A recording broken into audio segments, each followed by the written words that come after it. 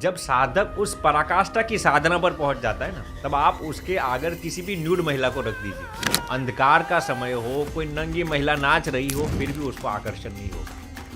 क्यों जानते हो? क्योंकि उसने परमात्मा के अंदर ऐसा सुख देख लिया है, अब उसको ये सब सुख बहुत ही तुच्छ लगता है। अक्सर माँ बाप की गलती क्या होते हैं, वो समझने से पहले समझाना शुरू कर देते हैं।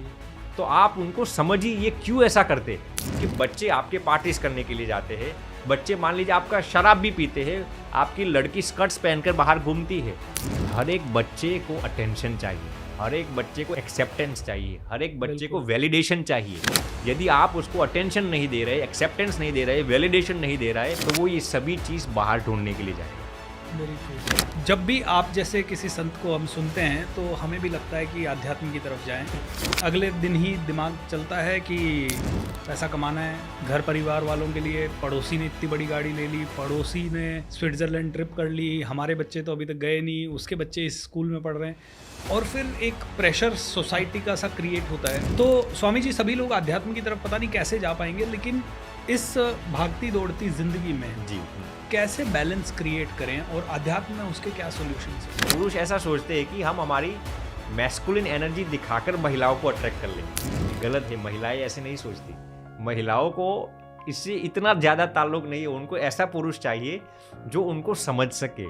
दे want someone who loves them genuinely, they want to be loved. कि सुसाइड करने वाला इंसान तभी सुसाइड करता है जब वो ये सोचता है कि इस दुनिया में मेरी प्रॉब्लम सबसे बड़ी है और इसका कोई सलूशन नहीं। मैं आपको इस पर रियल एग्जांपल बताता हूँ। यदि आपने ईमानदारी बेचकर पैसे कमाए होंगे ना, वही पैसों को आपकी नालायक औलाद किसी वेश्यालय में किसी तवायफ के पास लुटा देगा। वो पैसे या तो अदालतों में चले जाएंगे, या फिर अस्पतालों में चलेंगे, या फिर आपकी नालायक औलाद नशों में बिता देगी। देखिए, लॉ ऑफ अट्रैक्शन मेरे हिसाब से जब उसमें चीज़ें शामिल हो तब काम करता है। आप जो चीज़ प्राप्त करना चाहते हैं ना, उसको प्राप्त करने का आपका मकसद क्या है? मान लीजिए कोई इंसान ऐसा सोचता है फला की बीवी बहुत खूबसूरत है, अब वो आजीवन ऐसी कल्पना करते रहेगा कि फलाने की बीवी बहुत खूबसूरत है, वो मेरी हो जाए। तो क्या लॉ ऑफ अट्रैक्शन उसको मदद करेगा वो बीवी प्राप्त करने? वो आजीवन ऐसा इमेजिनेशन करता रहेगा ना, फिर भी वो हसीना उसकी नहीं हो जाएगी। क्यों? क्योंकि इसका इरादा गलत था। नमस्कार दोस्तों, आध्यात्म को लेके बहुत सारे लोगों में बहुत सारे सवाल है, लेकिन आध्यात्म कितना ज़रूरी है और कितना ज़रूरी नहीं है, आज हमें जानना ज़रूरी है। आज भाग दौड़ की लाइफ में ज़िंदगी चल रही है, कोई पैसा कमाने के लिए दौड़ रहा है, कोई रिश्ते अच्छे करने के लिए दौड़ रहा है, लेकिन कहीं ना कहीं सब कुछ होते हुए भी लोगों के पास शांति नहीं है। इस दुनिया में ऐसे लोग हैं जो बहुत अमीर हैं लेकिन फिर भी शांत नहीं, और ऐसे लोग हैं जो बहुत गरीब हैं और फिर भी शांत नहीं है। तो आज हमें जानना है कि ये शांति आएगी कैसे, और इस शांति के लिए क्या सच में अध्यात्म जरूरी है, और अध्यात्म है क्या, एक इंसान आपके और मेरे जैसा इस अध्यात्म को अपने जीवन में लाए कैसे। आप में से हर एक इंसान की जिंदगी में काफी सारे सवाल हैं। तो आज हमारे साथ स्टूडियो में मौजूद है अखंड स्वामी जी, जो कि स्वामी नारायण संप्रदाय से हैं और न्यूरो साइंटिस्ट भी हैं। बहुत शानदार उनकी पढ़ाई हुई है, बहुत बड़े बड़े बिजनेस स्कूल से वो पढ़े हैं, और एक समय आया जब उन्होंने अध्यात्म को स्वीकार किया और अपनी कॉर्पोरेट जॉब्स को, कॉर्पोरेट वर्क को उन्होंने अलविदा कहा। तो प्रणाम स्वामी जी, आपका स्वागत है स्टूडियो में। कैसे हैं आप? प्रणाम BSR जी, भूपेंद्र सिंह जी, आप कैसे हो? मैं बहुत बढ़िया स्वामी जी। सबसे पहला क्वेश्चन तो स्वामी जी मेरा आपसे यही है कि ऐसा कौन सा समय आया जिसमें आपको ये रियलाइज़ हुआ कि अब मुझे अपनी कॉर्पोरेट लाइफ, अपनी पढ़ाई जो की है उसको छोड़ के अध्यात्म की तरफ जाना है? बहुत ही अच्छा प्रश्न पूछा आपने भूपेंद्र सिंह जी। देखिए, मैं ऐसा मानता हूँ कि हमेशा भगवान हमें कुछ न कुछ करने के लिए अट्रैक्ट करते हैं जी। मैं और आप हो, हमारी ज़िंदगी में ऐसी कई निर्णय आप देखेंगे तो हम वो लेना नहीं चाहते थे, लेकिन भगवान ने हमें उस चीज़ की ओर आकर्षित किया। आपके जीवन में और मेरे जीवन में भी ऐसे कई होंगे। करेक्ट। तो while I was in college going to university, अंदर से एक कशिश आ रही थी कि आपको ये काम करना है, ये काम करना है। हम पढ़ते थे, पढ़ाई में मन भी लगता था, लेकिन there was something that was howling me, that was attracting me towards that thing. तो हम कंटेम्पलेशन करते थे, स्पेकुलेशन करते थे, what is it that is driving me behind that. तो अंदर से एक आवाज़ आ रही थी कि तुम्हें संत बनना है, तुम्हें संत बनना है। मैं अपने आप को पूछ रहा था, अरे संत क्यों, संत क्यों? अंदर से एक आवाज़, इतनी स्ट्रॉन्ग वाइब्रेशंस थे कि तुझे संत ही बनना है। अब मैंने कभी भी मेरी ज़िंदगी में ऐसी इमेजिनेशन भी नहीं की थी कि मुझे संत बनना है। मेरा ड्रीम क्या था जानते हो? जी। एक अच्छी डॉक्टर की लाइफ बनकर अच्छा एक एंटरप्रेन्योर भी बनना और खूब पैसे कमाना और कमाए हुए पैसों का दान भी देना। अच्छा। तो देखिए, साइकोलॉजी में 2 किस्म की पर्सनैलिटीज़ होती है, एक टाइप ए पर्सनैलिटी और type 2 personality. Type A personality के जितने भी लोग होते हैं ना, वो अक्सर ऐसे होते हैं, दे आर वेरी एम्बिशियस। वो कुछ भी माने ढीले पूजे नहीं होते, उनको ज़िंदगी में कुछ हासिल करना है। तो हमारी पर्सनैलिटी टाइप ए पर्सनैलिटी की थी, हमें कुछ करना है, कुछ अच्छा करना है। सो while I was in college हमने यही सोच रखा था कि बढ़िया से पैसा कमाएंगे, ज़िंदगी माने इतना पैसा कमाना है, इतना पैसा कमाना है और उस कमाए हुए पैसों को सत्कार्य में प्रेरित करना है। तो ये हमारा पैशन था, लेकिन अंदर से ये आवाज़ आ रही थी कि you are not designed for this, तुझे इससे भी बड़ा कुछ करना है। मैं सोच रहा था अरे लेकिन संत क्यों, संत क्यों, संत क्यों? तो उस वक्त हमारे गुरुजी परम पूज्य Shri Gyan Jeevan Das ji Swami, he used to come to us very often. Okay. उनके प्रवचन हमने काफ़ी सुने और उनके अंदर एक ऐसी ऑरा थी कि हमें लगा कि नहीं, हमारे लिए भगवान ने उनको हमारे लिए ही भेजा है और हमें संत बनने के लिए ही भगवान ने उनको हमारी ओर भेजा है। तो फिर हमने उनको काफ़ी प्रवचन सुने, फिर हमें लगा कि नहीं, अध्यात्म के अंदर जो चीज़ है, जो सुकून है, जो हैप्पीनेस है, वो मटेरियलिस्टिक प्लेजर में नहीं है। ऐसी क्या चीज़ है अध्यात्म के अंदर जो अध्यात्म में उतरने के बाद ही जानी जा सकती है? क्योंकि एक साधारण इंसान को कहा जाए तो वो तो कहता है कि पैसा कमाने के बाद लाइफ बड़ी होगी, घर बड़ा होगा, नौकर चाकर होंगे, कंफर्टेबल सोफ़ा होगा, कार होगी, थिएटर में मज़े कर पाएंगे, कहीं और जा पाएंगे, विदेश घूम पाएंगे। अध्यात्म में तो बड़ी बोरिंग सी एक लाइफ है जहाँ आप खाना पीना भी बहुत कम खा रहे हो, बहुत लिमिटेड खा रहे हो, फिर आपकी दिनचर्या भी बहुत ही सहज है। तो मैं ये सबके बेनिफिट के लिए जानना चाहता हूँ कि ऐसा क्या फील होता है एक आध्यात्मिक पुरुष को कि वो सारी वर्ल्डली लाइफ को एक दिन में ठोकर मार देता है? आप बहुत ही अच्छा प्रश्न पूछा भूपेंद्र भाई। अध्यात्म एक ऐसी चीज़ है, आप उसको ज़्यादा डिस्क्राइब नहीं कर सकते, उसकी अनुभूति ही कर सकते हैं। क्योंकि अध्यात्म चीज़ ऐसी है, ये शरीर से इसका कोई ताल्लुक नहीं है। आज तक हम जितने भी प्लेजर्स लेते हैं ना, वो सब शरीर से ही पैदा होते हैं। खाने का हो, पीने का हो, घूमने का हो, सेक्सुअल लाइफ का हो, जो कुछ भी प्लेजर आप उठा लीजिए, सब उत्पन्न कहाँ से होते हैं? जी। इस बॉडी में से। अध्यात्म की शुरुआत ही आत्मा से शुरू होती है, इस बॉडी से इसका कोई ताल्लुक नहीं है। अब जैसे ही आप आत्मा की ओर बढ़ते हैं ना, आत्मा का रूप ही स्वयं सुखी है। हमारे ग्रंथों में लिखा गया है कि आत्मा को किसी एक्सटर्नल फैक्टर्स की जरूरत नहीं है सुखी होने के लिए। आत्मा स्वयं सुखी, और उसमें भी जब आत्मा परमात्मा का ध्यान लगाता है ना, तो उसके पास इतना आनंद आता है, इतना आनंद हमारे ग्रंथों में लिखा गया है। मैं आपको सिंपल एग्जांपल देता हूँ। मान लीजिए कि इस दुनिया की खूबसूरत में से खूबसूरत महिला, आप उनको उठा लीजिए, उनका जो रूप है, उनकी जो ब्यूटी है ना, उसको आप मिलियन टाइम्स एम्पलीफाई कर दीजिए, कितनी खूबसूरत हो जाएगी वो लड़की, हो जाएगी ना। अब ये हुआ सेक्सुअल का सुख। इस दुनिया में जितने भी खाने के सुख हैं, ढोकला हो, खमन हो, हलवा हो, कुछ भी आपका फेवरेट फूड उठा लीजिए, उसके अंदर जो टेस्ट है ना, उसको आप मिलियन टाइम्स एम्पलीफाई कर लीजिए, कितना टेस्ट हो जाएगा, बहुत ज्यादा। इस दुनिया में अमीर में से अमीर इंसान को पकड़ लीजिए, उसके पास जितनी दौलत है ना, उससे 100 मिलियन टाइम्स एम्पलीफाई कर लीजिए, कितनी दौलत हो जाएगी अनगिनत। इस दुनिया में जो सबसे प्रसिद्ध इंसान होगा ना, उसकी जो प्रसिद्धि है, उसकी जो फेम है ना, उसको आप बिलियन टाइम्स एम्पलीफाई कर लीजिए, कितना हो जाएगा। फेम हो गई, सेक्सुअल लाइफ हो गया, खाने का सुख हो गया, प्रेस्टीज का सुख हो गया, सब सुख हो गए ना। अब शास्त्रों में जो लिखा है ना, वो मैं आपको बताता हूँ। इन सभी सुखों को आप कंबाइन कर दीजिए इन सभी सुखों को कंबाइन कर दीजिए परमात्मा के एक रोम, जो एक छिद्र होता है ना, परमात्मा के एक छिद्र के बराबर भी ये सब सुख नहीं आते। करेक्ट। और भगवान का सुख शास्त्रों में ऐसा लिखा गया है, देखिए मान लीजिए कोई इंसान सेक्सुअल का सुख लेता है, सेक्स का सुख, तो उस वक्त वो खाने का सुख नहीं ले पाएगा। बिल्कुल सही है। You can only experience one happiness at a time. कोई इंसान खाता है तो उस वक्त वो सेक्स का आनंद नहीं ले पाएगा। जी, समझ रहे? पंच इंद्रियों का सुख ऐसा है, आप एक ही समय में एक ही सुख ले सकते हैं। भगवान का सुख ऐसा है, आप पंच इंद्रियों में जितने भी सुख है ना, उनको बिलियन टाइम्स एम्पलीफाई कर दीजिए और वो भी एक साथ आएगा। भगवान का सुख ऐसा है, ये शास्त्रों में लिखा है। तो जब आपको उस आनंद की अनुभूति होती है, या फिर आप उस आनंद की ओर आकर्षित होता है ना, तब आपको ये सभी सुख कोई मायने नहीं रखते। ऐसा भी होता है भूपेंद्र सिंह जी, जब साधक उस पराकाष्ठा की साधना पर पहुंच जाता है ना, तब आप उसके अगर किसी भी न्यूड महिला को रख दीजिए, अंधकार का समय हो, कोई नंगी महिला नाच रही हो, फिर भी उसको आकर्षण नहीं होगा।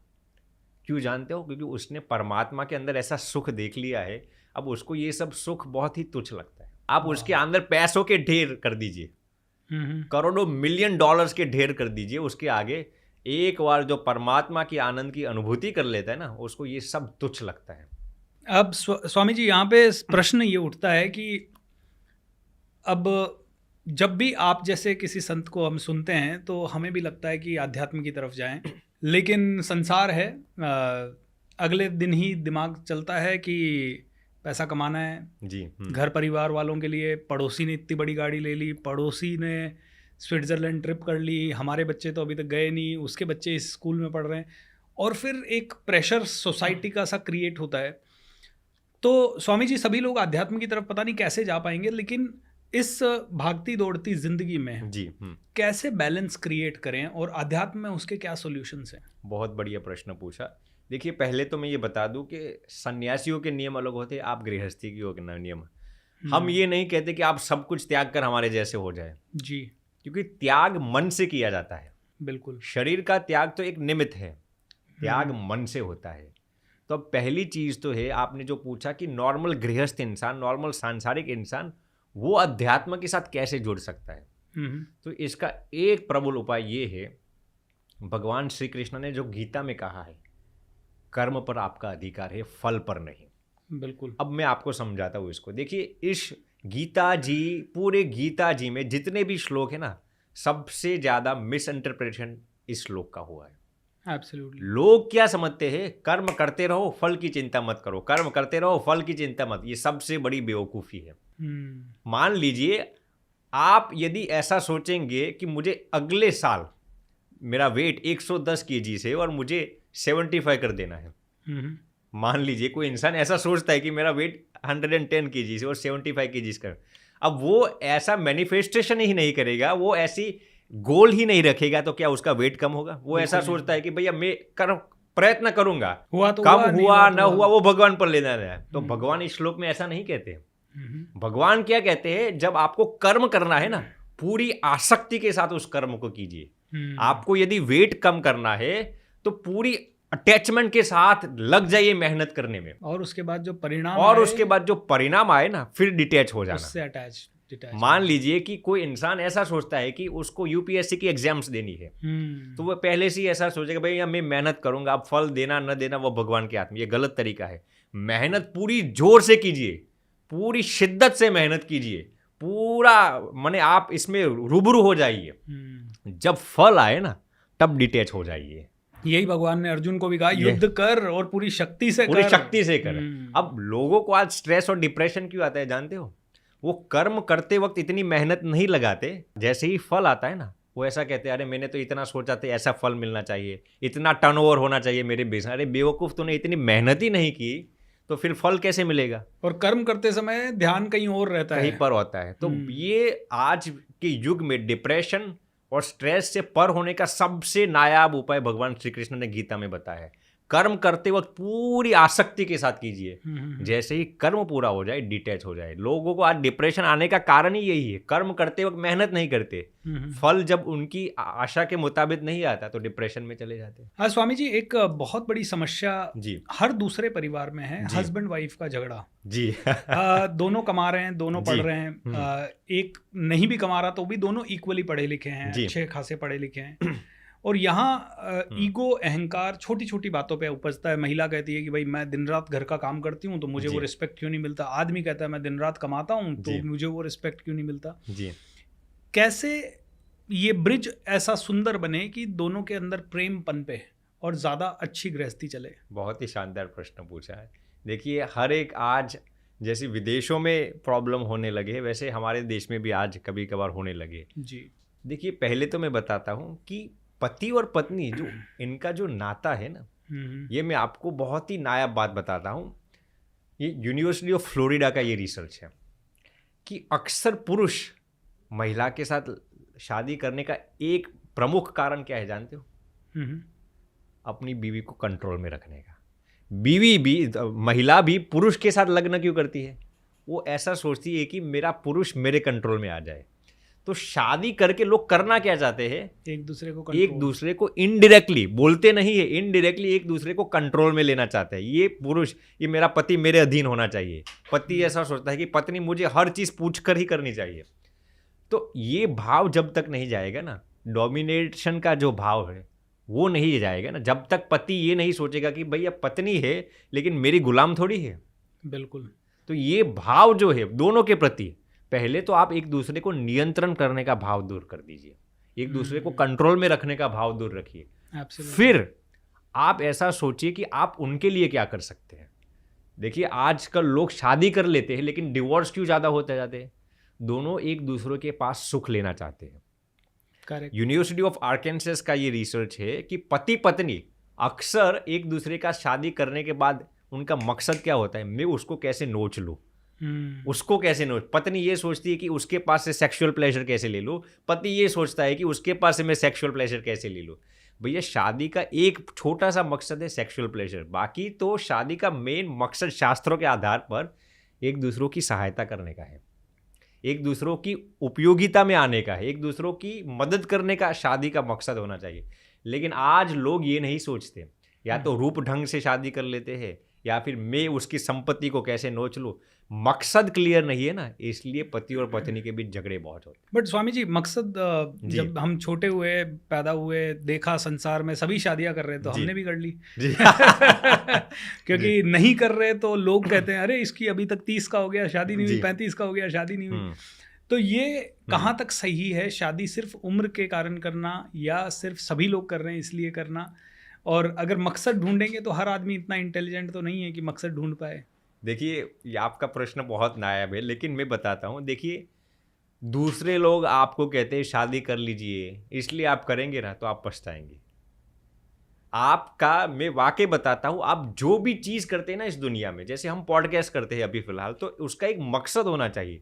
आपकी जहन में और मेरी जहन में भी, हम पॉडकास्ट क्यों करते हैं? अरे शादी तो आप अपने स्पाउस के साथ आधी जिंदगी बिताने वाले, आधी से भी ज्यादा, तो उसका एक मकसद होना चाहिए। भैया शादी करके मैं करना है, मैं इसी लड़की के साथ या इसी लड़के के साथ क्यों शादी करता हूँ जी। जब तक आपका मकसद क्लियर नहीं होगा या फिर आपके मकसद के अंदर कुछ अशुद्धियां होगी ना, वो शादी आपको सुख नहीं दे पाएगी। कैसे ढूंढे वो मकसद? देखिए दोनों को पहले तो एक दूसरे को मिलकर ये तय करना चाहिए कि हम इस शादी करके क्या पाना चाहते हैं। ये मेरा प्रश्न आपको वियर्ड लगेगा, अरे भैया ऐसा क्यों पूछ ले, क्योंकि अक्सर लोग एक दूसरे का रूप देखकर ही शादी कर लेते हैं। पहले आप देखिए कि इस लड़की के साथ मैं शादी करूंगा, इस लड़के के साथ मैं शादी करूंगा, तो मेरी जिंदगी का जो ध्येय है इसमें हम कैसे एक दूसरे को सपोर्टिव हो सकते हैं जी। तो पहले तो आपकी जिंदगी का एक मकसद होना चाहिए, फिर शादी करने से उस आपकी जिंदगी का जो मकसद है इसमें ये शादी कैसे सहभागी बन पाएगी। अब लोगों के पास न तो जिंदगी का मकसद है और ना ही शादी करने का मकसद है, इसीलिए ही ये सब डिवोर्स होते हैं। एब्सोल्युटली। मैं इतना पूछना चाहूँगा आपसे, जैसे युवा कोई कॉलेज में जा रहा है, कॉलेज में लड़के हैं लड़कियां हैं, आकर्षित हो जाते हैं, उसके बाद उस समय ये माइंड ही नहीं रहता है कि मकसद होना चाहिए। उस समय तो ये लग रहा है कि एक अंदर भावनाएं पनप रही है, एक दूसरे को देख के भावनाएं आ गई और फिर आदमी सोचता है यही जिंदगी है, this is the only thing. तो कौन सी उम्र से एक बच्चे के अंदर ये डाला जाए ताकि वो एक मकसद खोजे लगे, और पेरेंट्स कैसे अपने बच्चों के अंदर ये डालें? कैसी होनी चाहिए अच्छी पेरेंटिंग कैसी होनी चाहिए ताकि एक बच्चा 15 साल तक मैच्योर हो और ये सब चीज़ें थोड़ी समझ सके? बहुत ही अच्छा प्रश्न पूछा। देखिए पहले तो मैं ये बताना चाहूँगा कि मैं अक्सर कहता हूँ कि अच्छे पेरेंट्स अपने बच्चों के लिए 4S देते हैं। पहला है समय देना, उनको समय देना। यूनिवर्सिटी ऑफ फ्लोरिडा के रिसर्च पर 97% पेरेंट्स इन इंडिया में, भारत की बात करता हूँ, अपने बच्चों को पर्याप्त समय ही नहीं देते। बिल्कुल। अब आप ऐसा सोचते हैं कि देखिए समय, आप जितना बच्चों के जीवन में समय का इन्वेस्टमेंट करेंगे ना, उतना ही आपको बाद में फ़ायदा मिलेगा। तो सबसे महत्वपूर्ण चीज़ ये है कि आप बच्चों के लिए समय दीजिए। दूसरी महत्वपूर्ण चीज़ ये है कि आप बच्चों को समझिए। अक्सर माँ बाप की गलती क्या होते हैं, वो समझने से पहले समझाना शुरू कर देते हैं जी। तो तो आप उनको समझिए ये क्यों ऐसा करते हैं, उनका ये करने का मकसद क्या है।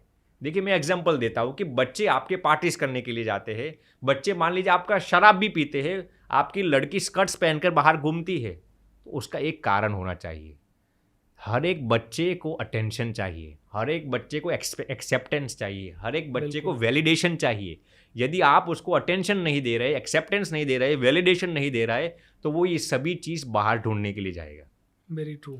तो सबसे पहले आप उनको समझिए इनका करने का ये मकसद क्या है, वो समझिए। उसके आगे मैं बताता हूँ तीसरा एस, उनको स्वीकारिए। वाओ। उनको स्वीकारिए, वो जैसे भी है वो वैसे उनको स्वीकारिए। देखिए मैं पहले 4S बता देता हूँ, फिर उस पर मैं आपको साइंटिफिक रिसर्च बताता हूँ। आप ये मत शिकायत कीजिए कि मेरा बच्चा मेरे नेबर के बच्चे से ऐसा ऐसा है, जैसा भी भगवान ने उनको दिया है आप उनको स्वीकार कर लीजिए। और चौथा ऐसे आप उनको संस्कार दीजिए। क्या बात है। पहली चीज है समय दीजिए, दूसरा उनको समझिए, तीसरा ऐसे स्वीकारिए, और फोर्थ ऐसे है आप उनको संस्कार दीजिए। मैंने कल ही किसी से सुना था कि कार से नहीं संस्कारों से ही जिंदगी अच्छी होगी। जी सही बात है। अब इसमें भी क्या होता है भूपेंद्र सिंह जी, अक्सर माँ बाप या तो बच्चों को डोमिनेट कर लेते हैं, उनको अपने कंट्रोल में ले लेते हैं, या फिर उनको पूरी फ्रीडम दे देते हैं। बिल्कुल, दोनों गलत है। उनको न तो पूरी फ्रीडम देनी चाहिए और ना ही उनको अपने कंट्रोल में रखना। माँ बाप की गलती क्या होती है जानते हो, वो ऐसा सोचता है कि जो बच्चा हमारी वीर्य और रज से पैदा हुआ है ना, उन पर हमारा मुकम्मल अधिकार है। अरे मूर्ख, तू ऐसा सोचता है कि तेरा उस पर अधिकार, तेरा बच्चा ऐसा समझता है कि तेरा तुम्हारा हमारे पर अधिकार है। बच्चे कभी ऐसा नहीं समझते कि हमारा माँ बाप का हमारे पर अधिकार होना चाहिए। तो आप क्यों ऐसा समझते हैं? माँ बाप ऐसा सोचते हैं कि हम उनसे उम्र में बड़े हैं इसलिए हम बड़े हो गए। अरे भैया, पहले तेरा बच्चा ऐसा समझता है कि तू उनसे बड़ा है, बच्चे ही ऐसा नहीं समझते, तो आप क्यों ऐसा समझ रहे? तो सबसे पहला भाव क्या आ जाता है माँ बाप के अंदर, हमारे बच्चे पर हमारा मुकम्मल अधिकार है।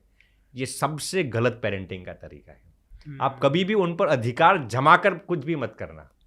माँ बाप ऐसा सोचते हैं कि हमारे बच्चों को टॉयज चाहिए। भैया टॉयज नहीं चाहिए, उनको आपका टाइम चाहिए। माँ बाप ये सोचते कि हमारे बच्चे ऐसा सोचते कि हम उनको मॉल में ले जाए, उनको मॉल में नहीं चाहिए, उनको घर में ऐसा माहौल चाहिए कि आप उनकी परवरिश कर सकें। तो ये बहुत ही महत्वपूर्ण चीज़ है। बस इसमें स्वामी जी ऐसा होता है, लेकिन आज पैसा बहुत ज़रूरी हो गया है और पति कमा रहा है, लाख रुपए भी कमा रहा है, तो बॉम्बे जैसी सिटी में कम पड़ रहे हैं, फिर पत्नी भी कमा रही है जी। दोनों के पास समय का ही अभाव होता जा रहा है जी। क्योंकि दुनिया इतनी तेजी से भाग रही है। नहीं कमाया तो फिर उसी बच्चे को जिसको पैदा कर दिया है, या तो उसको गांव में रखो, बिल्कुल बेसिक में रखो, जहां एक आदमी जाके 20,000 भी कमा के लाया तो काम चल जाए। और अगर उसको अच्छी स्कूल और अच्छी शिक्षा और अच्छी चीज़ें देने के चक्कर में, फिर ये तो एक चक्रव्यूह का निर्माण हो गया।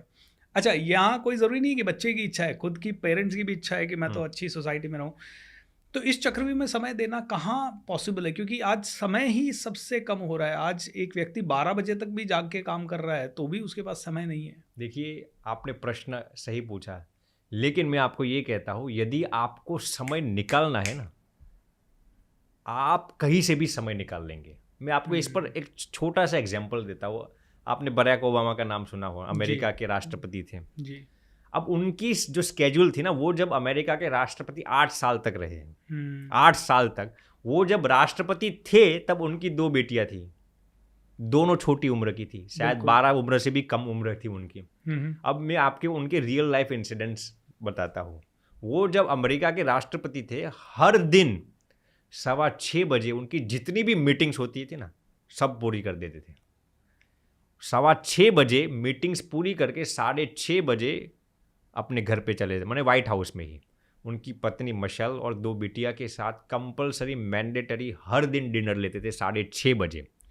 6:30 से 7:30 बजे तक 1 घंटा उनका फिक्स था अपनी दोनों बिटिया के साथ ही बिताना। अब उस वक्त आप वो कीजिए कि जो अमेरिका का राष्ट्रपति है वो कितना मसरूफ़ होगा, कितना व्यस्त होगा, फिर भी इतना समय अपनी बिटिया के लिए निकाल सकता है। तो ये जो लोग कहते हैं कि हम इतने व्यस्त हो गए, इतने मसरूफ़ हो गए, क्या आप अमेरिका के राष्ट्रपति से तो व्यस्त नहीं हो गए ना? इंटरव्यू में ओबामा बताते हैं कि मैंने ऐसी हज़ारों मीटिंग्स कैंसिल की है। क्यों? क्योंकि मेरे पास हर दिन एक सबसे महत्वपूर्ण मीटिंग थी, अपनी दोनों बेटियों के साथ समय देना। तो बहुत ही बढ़िया। एक अमेरिका का राष्ट्रपति इतना समय दे सकता है तो हम कैसे नहीं दे सकते? मैं यही कहूँगा ये सब बहाने हैं। बहुत ही इंसाइटफुल, बहुत इंसाइटफुल। अब ओबामा खुद बोलते हैं, मैंने सबसे महत्वपूर्ण मीटिंग के लिए हजारों मीटिंग्स कैंसिल की है मेरे राष्ट्रपति काल के दौरान। जी। तो एक बंदा इतना कर सकता है तो एक आम इंसान क्यों ऐसा नहीं कर सकता? You need that vision. Correct. बच्चों, देखिए इसमें मैं आगे ये भी बताना चाहूँगा कि माँ बाप की बच्चों के प्रति सबसे बड़ी सेवा क्या है जानते हो? माँ बाप ये सोचते हैं हम इनको स्मार्टफोन्स देंगे, टॉयज देंगे, फ्रीडम देंगे। नहीं नहीं नहीं, माँ बाप की बच्चों के प्रति सबसे बड़ी सेवा क्या है? माँ बाप खुश आनंद में रहे, वो खुद आनंद में रहे। माँ बाप ही यदि आनंद में नहीं रहेंगे ना, तो उनकी जो ऑरा है, उनके जो वाइब्रेशन है ना, वो बच्चों को डिप्रेशन में ले जाएंगे, फियर में ले जाएंगे या फिर एंग्जाइटी में ले जाएंगे। माँ बाप का आनंद में रहना वो बच्चों के लिए बहुत ही महत्वपूर्ण दायित्व है। लेकिन आज आप देखेंगे माँ बाप जैसे ही घर पे आते हैं करते क्या है? वर्कलोड निकालते हैं, ये निकालते हैं, ये निकालते हैं। माँ बाप का आनंद में रहना बेहद अनिवार्य है बच्चों के भविष्य के लिए, बच्चों के मुस्तकबिल के लिए। जी। इसमें एक बहुत बड़ी चीज़ आती है कि आनंद में रहने के लिए एक दूसरे को समझना है। जी। अब कहते हैं कि एक बहुत ही अच्छा सा जोक आया था कि एक स्वामी जी थे, वो बैठे हुए थे तो एक व्यक्ति उनके पास चला गया, स्वामी जी मेरी बीवी बहुत परेशान करती है, उसको मैं कैसे समझूं, कैसे समझाऊं? तो स्वामी जी ने अपने शिष्य को बोला, भाई एक और चटाई लेके आओ के लिए। तो खैर ये तो जोक वाली बात हो गई स्वामी जी, बट कैसे समझे महिलाओं को? माने पुरुष लोग महिलाओं को कैसे समझे? फिर अगला सवाल होगा कि महिलाएं पुरुषों को कैसे समझें? क्योंकि वो कहते हैं ना, man are from Mars, women are from Venus, दोनों अलग अलग प्लैनेट के लोग हैं। महिलाएं छोटी छोटी बात पे काफ़ी भावुक हो जाती हैं, काफ़ी कुछ। कैसे समझा जाए? क्योंकि समझे बिना तालमेल होगा नहीं। तो एक तो है कि मैं मेडिटेशन करूं, अध्यात्म करूं, लेकिन भागदौड़ की ज़िंदगी है, कमाने जाना है, ये करना है, वो करना है, फिर घर पे आते ही एकदम से बिहेवियर कुछ अलग मिलता है, तो समझने का उस समय पेशेंस नहीं होता। सही बात है। तो या तो कैसे समझें या फिर कैसे अपने अंदर वो पेशेंस डेवलप करें? देखिए, पहले मैं आपको बताता हूँ, हर एक पुरुष के अंदर एक मैस्कुलिन एनर्जी भी होती है और फेमिनिन एनर्जी भी होती है। जी। हर एक महिला के अंदर एक फेमिनिन एनर्जी भी होती है और एक मैस्कुलिन एनर्जी भी होती है। हर एक पुरुष के अंदर टेस्टोस्टेरोन भी होता है और एस्ट्रोजन भी होता है। जी। हर एक महिला के अंदर एस्ट्रोजन भी होता है और टेस्टोस्टेरोन भी होता है। अब ये आपने जो पूछा ना, इस पर न्यूरोलॉजिकल रिसर्च से मैं आपको बताता हूँ। पुरुष के अंदर अधिक टेस्टोस्टेरोन की मात्रा होती है, उसकी बदौलत उसके अंदर पुरुष के स्वभाव, जैसे कि दाढ़ी मूंछ आना, पुरुष का जो वीरता शूरता है, वो टेस्टोस्टेरोन की बदौलत आता है। पुरुष के अंदर भी एस्ट्रोजन हार्मोन होते हैं जो फीमेल के अंदर पाए जाते हैं, वो बहुत कम मात्रा में पाए जाते हैं। जी। फीमेल्स के अंदर भी टेस्टोस्टेरोन होता है लेकिन कम मात्रा में होता है। जी। अब आपने जो प्रश्न पूछा, पुरुष कैसे महिला को समझे? पुरुष की जो मैस्कुलिन एनर्जी है ना, उसके साथ उसको अपने अंदर थोड़ी, ज़्यादा नहीं वरना वो गलत हो जाएगा, पुरुष को अपने अंदर थोड़ी फेमिनाइन एनर्जी भी डेवलप करनी पड़ती है। जैसे लव, कंपैशन, ये सब जो सद्गुण है ना, वो अक्सर महिलाओं में पाए जाते हैं। तो पुरुष को लव, कंपैशन, सिंपैथी, एम्पैथी, ऐसे सद्गुणों को डेवलप करना पड़ता है, क्योंकि महिलाओं की फितरत ऐसी होती है कि उनको ऐसा इंसान चाहिए जो जिनकी बाहों में वो रह सके, जो उनको समझ सके, जो उनको प्रेम कर सके। जब पुरुष अपना पराक्रम दिखाने के लिए जाते हैं ना, तो ये महिलाओं को पसंद नहीं आता। करेक्ट। बहुत ही समझने जैसी चीज़ है। पुरुष ऐसा सोचते हैं कि हम हमारी मैस्कुलिन एनर्जी दिखाकर महिलाओं को अट्रैक्ट कर लेंगे। ये गलत है, महिलाएं ऐसे नहीं सोचती। महिलाओं को इससे इतना ज़्यादा ताल्लुक नहीं है। उनको ऐसा पुरुष चाहिए जो उनको समझ सके। They want someone who loves them genuinely, they want to be loved. पुरुषों को ऐसी महिलाएं चाहिए जो उनको प्रेम करे, लेकिन महिलाओं को ऐसा पुरुष चाहिए जो उनके लिए फिदा हो जाए। तो ये पुरुषों को ये एनर्जी डेवलप करनी पड़ेगी, लव, कंपैशन, सिंपैथी। और वैसे ही महिलाओं को कुछ कुछ जो सद्गुण है जो पुरुषों के, देखिए पुरुषों को ऐसा चाहिए कि वो, मैं गलत मत मानना, लेकिन पुरुषों को अक्सर ऐसी महिलाओं चाहिए जो उनकी सेवक बनकर जी सके। तो महिलाओं को भी थोड़े अंश तक ऐसी एनर्जी डेवलप करनी चाहिए कि वो अपने पति देव के लिए, अपने पुरुष के लिए कुछ ना कुछ कंट्रीब्यूशन कर सके। लेकिन आज होता क्या है, महिलाएं भी पुरुष की तरह घूमना चाहती है। महिलाएं ऐसा सोचती है हमारे पर नियंत्रण करने वाला कौन बंदा है। भैया भगवान ने ही नेचुरली आपको ऐसा बनाया है, तो आपको पुरुष की भी थोड़ी सहायता करनी पड़ेगी ना। महिलाएं ऐसा सोचती है कि हम कौन है रसोई बनाने वाले। Absolutely. मैं ऐसा नहीं कहता कि आप पूरे दिन रसोई बनाते रहे, आप जॉब मत कीजिए, मैं उसकी मुखालिफत नहीं करता। आप सब कुछ कीजिए, लेकिन आपकी जिम्मेदारी में जो आता है वो भी आपको निभाना चाहिए। तो महिला भी ऐसा सोचता है ये पुरुष है तो हम भी पुरुष बन जाएंगे। आप नेचुरली जितना महिला रहेंगे ना, उतना ही आपकी भलाई में है और पुरुष की भलाई में है। तो ये बैलेंस होना बहुत ज़रूरी है। तो ये इसके लिए क्या पढ़ाई करें हम, या इसके लिए कौन सी मेडिटेशन करें हम, इसके लिए कौन सी विद्या का उपयोग करें? देखिए, इसके लिए कोई मेडिटेशन या कोई पढ़ाई तो नहीं है, लेकिन ये म्यूचुअल अंडरस्टैंडिंग से ही चलता है जी। तो दोनों को एक दूसरे को समझना पड़ेगा, थोड़ा समय देना पड़ेगा एक दूसरों के लिए, तभी ये मुमकिन हो पाता है। करेक्ट। स्वामी जी, बात तो बड़ी सच है जी। और बड़ी सरल भी है। हाँ। समझ में आ भी जाती है, अमल में कैसे लाएं? अपने ज्ञान का आदर कैसे करें? जी, सही बात, बहुत ही अच्छा प्रश्न पूछा। देखिए, इसमें होता क्या है, हम दूसरों पर हमारी एक्सपेक्टेशंस थोप देते हैं। पति पत्नी हो, गर्लफ्रेंड बॉयफ्रेंड हो, एक गुरु शिष्य हो, सभी जगह पर होता क्या है, गर्लफ्रेंड ऐसा सोचती है कि मेरा बॉयफ्रेंड मेरे लिए इतना डेडिकेशन करेगा ना, फिर उसके लिए मैं मेरी पूरी ज़िंदगी न्योछावर कर दूंगी। बॉयफ्रेंड क्या सोचता है, यदि मेरी गर्लफ्रेंड मेरे लिए इतना कर दे ना, मैं उसके लिए फिदा हो जाऊंगा। ये गलत तरीका है।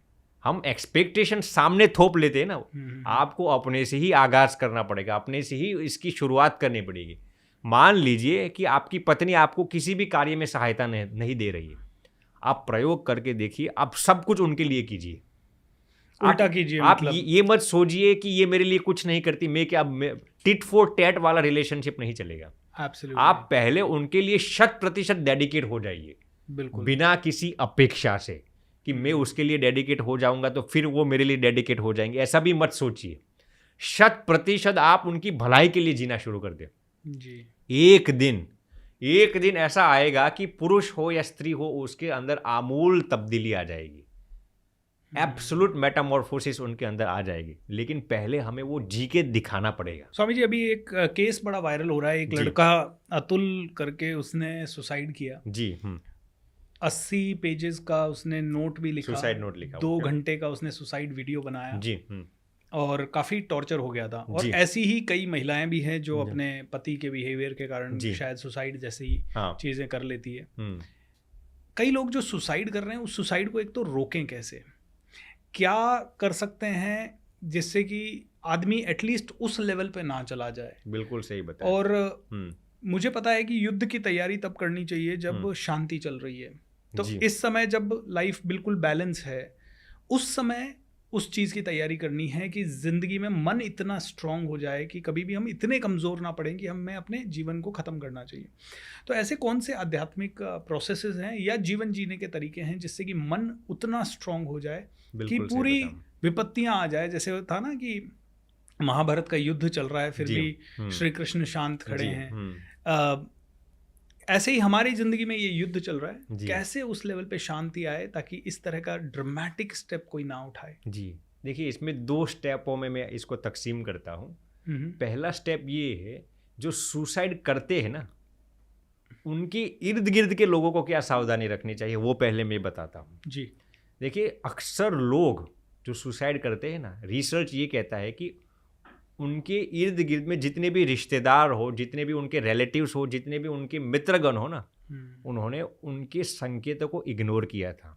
रिसर्च ये कहता है कि जितने भी लोग सुसाइड करते हैं ना, उसमें से 91% लोग पहले से कुछ ना कुछ संकेत देके जाते ही हैं। हम ये सोचते हैं सीधे सुसाइड नोट लिख कर चले गए, नहीं, वो वर्बली या नॉन वर्बली कुछ ना कुछ संकेत देके जाते हैं। फिर उनके करीब के लोग जब उनको इग्नोर कर देते हैं ना, फिर वो ये नतीजा आता है। तो सबसे पहले कोई भी इंसान, आपको ऐसा लगे ना डिप्रेशन में, बहुत ही गहरी डिप्रेशन में, आप उनके जो सिम्टम्स है, जो साइंस है ना, उसको कभी भी इग्नोर मत करना। वो आपको मजाक में भी कुछ कह दे ना, आप सीरियसली उस पर कंटेम्पलेशन करना। तो इस सबसे महत्वपूर्ण चीज़ है, उनके इर्द गिर्द में जितने भी लोग हैं ना, उनकी भी ये जिम्मेदारी बनती है कि उनकी ऐसे थॉट्स को आप इग्नोर मत कीजिए, उस पर कंटेम्पलेशन कीजिए। दूसरी चीज़, जो सुसाइड करता है वो देखिए, इस दुनिया में जितने भी लोग सुसाइड क्यों करते हैं जानते हो? वो ऐसा सोचते हैं कि इस दुनिया में मेरी प्रॉब्लम सबसे बड़ी है। हाँ बहुत ही साइकोलॉजिकल और बहुत ही ह्यूमन बिहेवियरल वाली बात है कि सुसाइड करने वाला इंसान तभी सुसाइड करता है जब वो ये सोचता है कि इस दुनिया में मेरी प्रॉब्लम सबसे बड़ी है और इसका कोई सलूशन नहीं है। मैं आपको इस पर रियल एग्जांपल बताता हूँ। मैं ऐसे कई लोगों से परिचित हूँ जिन्होंने सुसाइड कर ली भी हो और जो सुसाइड से बच भी गए हो। इस पर मैं आपको 2 एग्जाम्पल, रियल एग्जाम्पल साझा करना चाहता हूँ। एक बंदा है जिसको 30 लाख का डेप्थ हो गया था, ऋण हो चुका था। तो 30 लाख इतना ज़्यादा नहीं है। ऐसा नहीं कि उसके लिए आपको सुसाइड करना पड़े। वो बंदा किसी दूसरे भैया को मिलता है और कहता है कि मेरा 30 लाख का अब डेप्थ है, तो अब मैं सोचता हूँ कि अब मैं इसको भरपाई नहीं कर पाऊंगा, मैं मरना चाहता हूँ। वो बंदे ने उसका, अरे 30 लाख क्या है, तू कल सुबह 30 लाख की भरपाई कर पाएगा। वो बंदा कहते नहीं, मैं नहीं कर पाऊंगा। वो बंदा दूसरे दिन ही सुसाइड करके मर गया। 30 लाख इतना ज़्यादा अमाउंट नहीं है, ऐसा नहीं है कि आप उसके लिए मर जाए। बिल्कुल। अब दूसरे बंदे की मैं एग्जांपल देता हूँ, जिनको 350 करोड़ के आसपास का डेप्थ था। 350 करोड़ की बात करता हूँ मैं, 350 लाख नहीं। एब्सोल्युटली 350 करोड़। वो बंदा हमें मिलता है और कहता है कि स्वामी जी 300, मैं उसको कई सालों से पहचानता हूँ, अभी 2 साल पहले हमें मिला था। स्वामी जी 350 करोड़ का डेप्थ था, हमने उसमें से 300 जितना तो भरपाई कर दी। 300 जितने करोड़ रुपए तो भरपाई कर। वो बंदा इतना पॉजिटिव था, मैंने सोचा 350 करोड़, मैंने उनको सामने, आप भरपाई कर पाएंगे अपनी ज़िंदगी के दौरान? 300 करोड़ तो भरपाई कर दी। अभी थोड़े दिन पहले फ़ोन आया था, स्वामी अभी सिर्फ 25 करोड़ बाकी है। क्या बात है। तो उसके अंदर उसने ऐसा नहीं सोचा। फिर मैंने उसको उन्होंने पूछा, क्या किया होगा? वही मैं कहता हूँ। फिर मैंने उसको पूछा, आपको आत्महत्या करने के विचार नहीं आए थे? जी। उसने कहा स्वामी इनिशियली 1-2 बार मुझे विचार आ गया था जब 350 करोड़ का डेप्थ था तब। तो फिर मैंने कहा आपने अपने आप को कैसे समझाया? उसने एक ही अपने फ़ोन में एक वाक्य लिखा था, my problems are smaller than God. मेरी जितने भी प्रॉब्लम्स है ना, वो सब प्रॉब्लम्स भगवान से छोटे हैं। दूसरा वाक्य उन्होंने ये लिखा था, God is always always always bigger than all your problems in your life. So beautiful. ये 2 वाक्य उन्होंने अपने डायरी में और अपने स्मार्टफोन के अंदर लिखे हुए थे और हर दिन 10 बार पढ़ते थे। तो ये पॉजिटिव एनफोर्समेंट कहाँ से आया उनके अंदर? एक तो अपने आप पर विश्वास था, दूसरा भगवान पर विश्वास था कि भगवान ज़रूर मुझे उसमें से बाहर निकालेंगे। और वो डेप्थ में कैसे चले गए थे जानते? उनकी गलती नहीं थी। पहले तो मैंने उनको डांटा कि भैया आपकी गलती की बदौलत ये सब हुआ, आपको सावधानी रखनी चाहिए। वाकई ऐसा था कि उनके जो बिजनेस पार्टनर्स थे उन्होंने उनके साथ चीटिंग करके ये सब कर दिया था जी। वो सतर्क थे, फिर भी ऐसा हो गया। अब उनकी गलती नहीं थी, फिर भी इस बंदे ने, अब किस हद तक इंसान पॉजिटिव रह सकता है ना, वो मैं आपको बताना चाहता हूँ। उस बंदे ने जिन लोगों ने उनके साथ चीटिंग की थी ना, उनके प्रति भी नेगेटिव नहीं सोचा। इंसान आत्महत्या कभी कभार इसलिए कर लेता है क्योंकि वो या तो दूसरों पे प्रति नेगेटिव हो जाता है, इसने मेरे साथ ऐसा विश्वासघात किया। जब करीब के लोग उन पर विश्वासघात करते हैं ना, उसको झेलना बहुत मुश्किल हो जाता है। ये उसके सबसे करीब के लोग थे जो 25 साल के उनके साथ काम करते थे, बिजनेस पार्टनर्स थे। उन्होंने उनको अंधेरा में धोखा दिया और 350 करोड़ का डेप्थ करवा दिया। फिर भी उन लोगों के प्रति वो एक भी सेंटेंस नेगेटिव नहीं बोला मेरे आगे जी। उसने मुझे क्या कहा, स्वामी जी मैंने पूर्व जन्म में मेरे ऐसे कर्म होंगे, मैंने उनके साथ चीटिंग की होगी तो उन्होंने मेरे साथ इस जन्म में किया। कितनी पॉजिटिविटी की पराकाष्ठा है, आप सोचिए। जो इंसान 350 करोड़ का चीटिंग कर सकता है, उनके प्रति भी ये बंदा नेगेटिव नहीं हुआ। ऐसा ही कहा कि मेरे पूर्व जन्म के कर्म ऐसे होंगे, मैंने उनके साथ कुछ ऐसा किया होगा व्यवहार, इसलिए भगवान ने मुझे दंड दे दिया। बिल्कुल। तो उनके प्रति नेगेटिव न होकर भगवान के प्रति पूरा विश्वास रखकर पूरी शिद्दत से मेहनत करने लगा और अब सिर्फ 25 करोड़ का बाकी है। तो ये ऐसी अंडरस्टैंडिंग होना चाहिए। अब वो 30 लाख का बंदा क्यों मर गया? उसको ऐसा लगा कि मेरी प्रॉब्लम दुनिया की सबसे बड़ी प्रॉब्लम है, मर गया, 30 साल का लड़का मर गया। तो ये अंडरस्टैंडिंग होनी चाहिए। बिल्कुल बिल्कुल स्वामी जी। एक इससे मुझे याद आता है, एक समय मेरे साथ भी ऐसा हुआ जब बहुत लोन हो गया था और लगने लगा था कि चीज़ें, पहले 3-4 महीने तो होश ही नहीं रहा क्या होगा कैसे होगा, लेकिन पता था कि जीना तो है। और हज़ारों लोगों के सामने इंस्पिरेशन हज़ारों लोग मुझसे लेते थे, तो मैंने कहा ये परफेक्ट समय है जब मुझे जो भी मैंने विद्या अपनाई है उसे इस्तेमाल करने का। और जब वो इस्तेमाल की तो रिजल्ट आए और स्वामी जी वो उससे बाहर निकले। तो स्वामी जी अब हर इंसान के ज़माने में ज़िंदगी में ऐसी कई समस्याएं आती है। आजकल युवाओं की समस्याओं पे मैं थोड़ी बात करूंगा। जरूर। एक बच्ची मेरे प्रोग्राम में आई और बोली कि सर ये आप लोगों को थोड़ा हंसी वाली बात लग सकती है, लेकिन मेरी ये रियल समस्या है। हम हॉस्टल में रहते हैं और हॉस्टल में जो सुंदर लड़कियां हैं उनके बॉयफ्रेंड्स हैं, उनके लिए गिफ्ट्स आते हैं, उनके लिए केक्स आते हैं, उनका बर्थडे स्पेशल मनाया जाता है। और हम लोग थोड़ी, मैं काली भी हूँ, मैं मोटी भी हूँ, मेरा रंग भी ठीक नहीं है और काफ़ी सारी, तो मेरा कोई बॉयफ्रेंड नहीं है। अब मेरा ना तो बर्थडे स्पेशल होता है, प्लस हीन भावना और आती है उन लड़कियों को। सुंदर लड़कियाँ बन ठन के जा रही है, सज संवर के जा रही है। और यही समस्या इवन लड़कों में भी है कि अरे मेरी तो कोई गर्लफ्रेंड नहीं है, मैं अच्छा नहीं दिखता, मैं पतला दुबला हूँ, मेरे घर वालों के पास पैसा नहीं है, मेरे बाल ठीक नहीं है। तो ये हीन भावना जो है, जो जवानी में लोगों के अंदर आती है और फिर ये काफ़ी सालों तक घर करके जाती है। बिल्कुल सही बताया। तो युवा इस हीन भावना से, जब आदमी 40-50 का हो गया तब तो वो एक्सेप्ट कर लेता है कि भाई अब ठीक है, पूरी ज़िंदगी चली गई, शादी हो गई, बच्चे हो गए उनको। लेकिन जो ये जवानी का समय है, स्पेशली 13-14 साल से लेके 23-25 साल तक का समय, इसमें ये हीन भावना से कैसे बचें? देखिए, बहुत ही अच्छा प्रश्न पूछा। इसीलिए ही हमारे पुराने ज़माने में गुरुकुल परंपरा थी, शिक्षा प्रणाली थी जी। तो गुरुकुल परंपरा में शिक्षा क्या दी जाती थी? पहले से अध्यात्म उनको साथ उनके जीवन में इम्बाइब किया जाता था जी। अब अध्यात्म के अंदर गुरुकुल परंपराओं में देखिए, पुराने ज़माने में भी ऐसा होता था। कोई लड़का हैंडसम होगा तो बेचारा कोई मोटा होगा, कोई लड़की ब्यूटीफुल होगी तो कोई बेचारी मोटी होगी। तो ये समस्याएं रहती थी पहले भी। लेकिन गुरुकुल परंपरा के अंदर क्या प्रशिक्षण दिया जाता था? देखिए, कोई भी इंसान हीन भावना कब करता है अपने आप के प्रति? बहुत ही सूक्ष्म बात है। जब वो इंसान को ऐसा लगता है कि कोई मेरे प्रति अटेंशन देने वाला नहीं है, कोई मुझे प्रेम नहीं करता, तभी इंसान को हीन भावना आती है। तो गुरुकुल परंपरा में क्या सिखाया जाता था कि भगवान आप सबको सबसे ज़्यादा प्रेम करते हैं। तो जिन लोगों को अपने प्रति हीन भावना होती है ना, उनके लिए मेरा एक ही मशवरा है, आप वाकई ऐसा मानिए कि भगवान आपको सबसे ज़्यादा प्रेम करते हैं। इस पर मैं रियल स्टोरी बताना चाहता हूँ। हम जब शिकागो में यूनिवर्सिटी ऑफ इलिनॉय में पढ़ते थे, एक लड़का था, थोड़ा ओबीस था, उसका वेट था शायद 250 पाउंड्स, यानी कि शायद होगा 125 किलो के आसपास। आपने जो कहा ना, वो अमेरिकन था, वाइट था, वो मेडिकल स्कूल में डॉक्टर की पढ़ाई करता था, स्मार्ट था। लेकिन उसकी जो ये हीन भावना थी ना, कोई लड़की मुझे डेट नहीं करती यार, कोई लड़की मेरी ओर अट्रैक्ट नहीं हो रही, उसकी बदौलत उसके कंसंट्रेशन भी कम होने लगते थे। करेक्ट।